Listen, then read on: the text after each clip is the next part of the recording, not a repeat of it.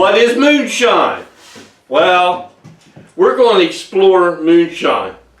Answer some simple questions. What is moonshine? How did it get its name? What is it made of? Moonshine yesteryear, moonshine today. But first, welcome to Stillworks and Brewing. My name is Randy, and this is a channel that's all about home distillation and brewing.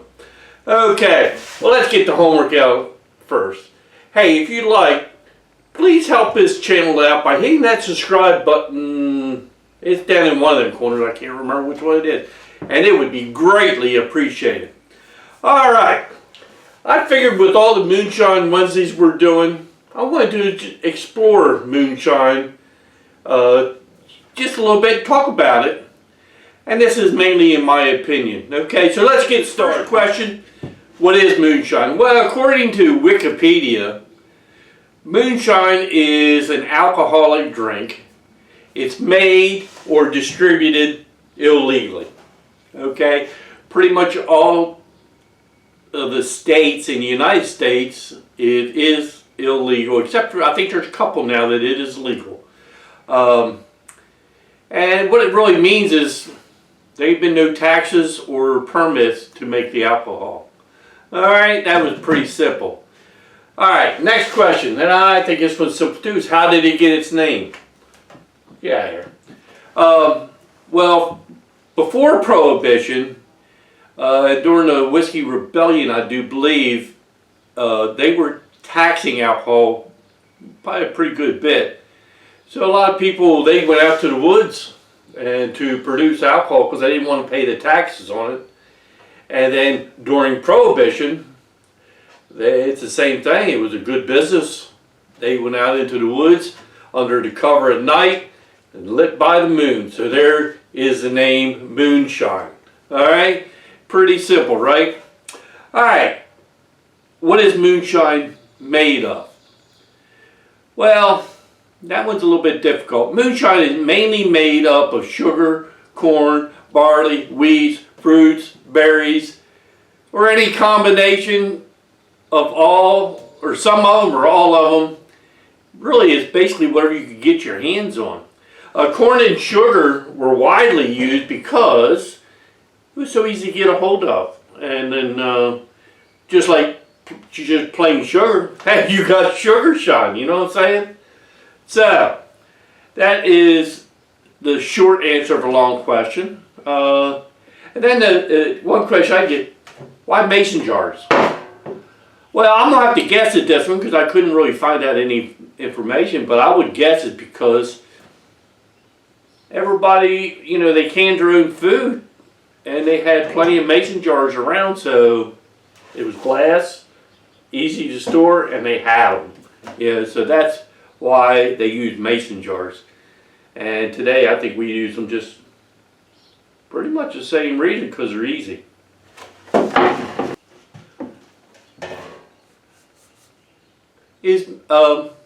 Is moonshine the same in yesteryear as it is today? Well, I don't really think so. A long time ago, I think moonshine was mainly a high-proof, clear shine. And it had names like White Dog, White Lightning, Hooch, and all kinds of different things. And they did use stuff to flavor it, and I don't know how the quality was, but they did use a lot of different stuff to flavor, just like they do today. Today's moonshine is, the way I see it, it has a wide variety from White Dog to sipping creams to apple pie, strawberry, blackberry, aged like whiskeys, being made in legal distilleries and at home. Maybe in the woods under moonlight, who knows. But it is being, as I see it, in today's spirit world, there are 7 categories of spirits. Brandy, gins, rums, tequilas, whiskeys, vodkas, and the new kid on the block, moonshine. Moonshine, I think you could fit it into most of these categories except for 2, I think. Let's say, okay, brandies. A lot of times you take and ferment, let's say, blackberries and all that, and you make a moonshine out of fruit juices. Well, you got a brandy. If I add juniper berries into it, and a lot of botanicals to a corn liquor, you could consider it a gin. Rums, I don't think I could squeeze it in there. Tequilas, I don't think I could squeeze in there. Of course, whiskeys.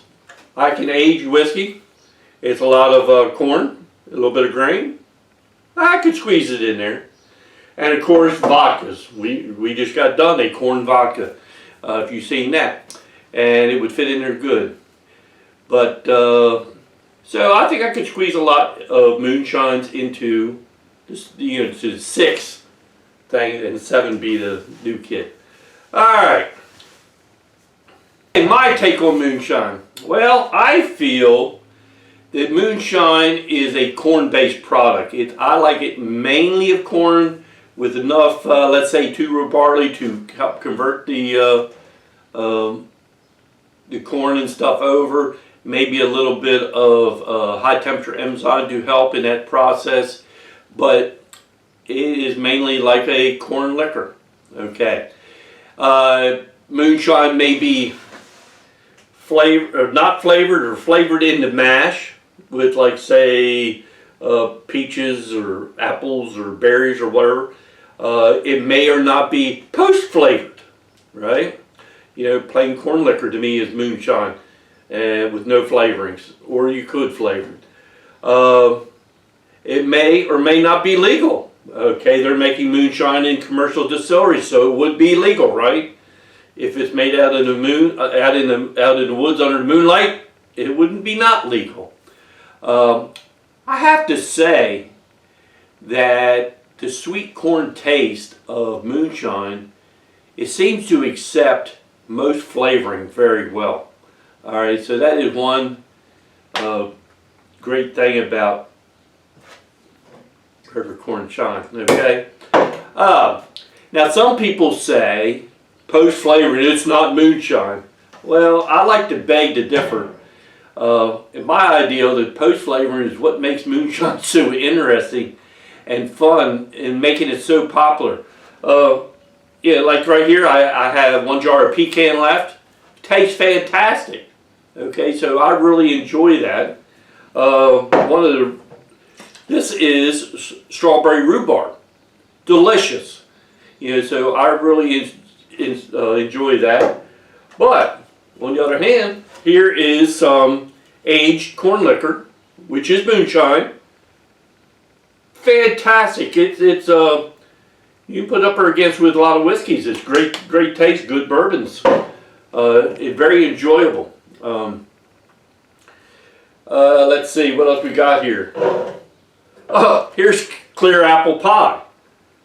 Okay, technically it's a moonshine. Fantastic taste, a little bit different. All right. So the thing is, you have to have fun with moonshine. So have fun with moonshine. Come up with some fantastic ideas and different and crazy flavors. Okay. There is no rules with moonshine. You do what you want. Use your imagination. Come up with something fantastic. And who knows, you might have the next apple pie moonshine that is the craze. Everybody loves apple pie moonshine. You might be to come up with the next flavor that goes wild. All right. Okay. I hope you enjoyed. This is a very short explanation. My feeling on moonshine. I'm really enjoying it a lot. I'm having a lot of fun doing a little research and sipping on a little bit of moonshine, of course, right? Next question I got. So what is next for Stillworks and Brewing? Well, one thing I want to do is I want to keep Moonshine Wednesdays going as long as I can. Like I said, I'm having a lot of fun with it.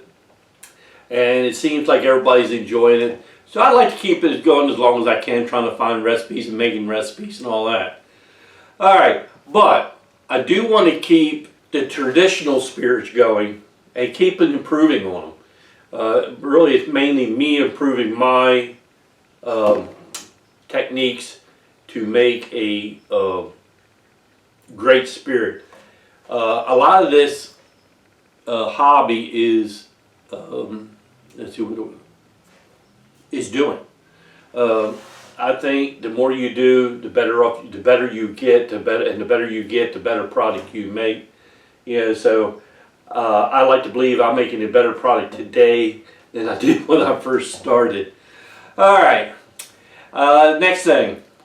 One thing I like to do is just keep helping people in this hobby. This is one fantastic hobby, and there's a lot of great people out there. I got a bunch of viewers that are just fantastic people, very kind, and don't give me too much grief, even when I mess up. All right, and with your help me make this channel grow. That would be fantastic. All right, so I guess in closing, I got one thing to say is, hey, make what you like and like what you make. And I guess the last thing I got to say is, hey, thanks for stopping by, and we'll see you next time here on Stillworks and Brewing. Cheers, everybody. Now it's time to have a sip.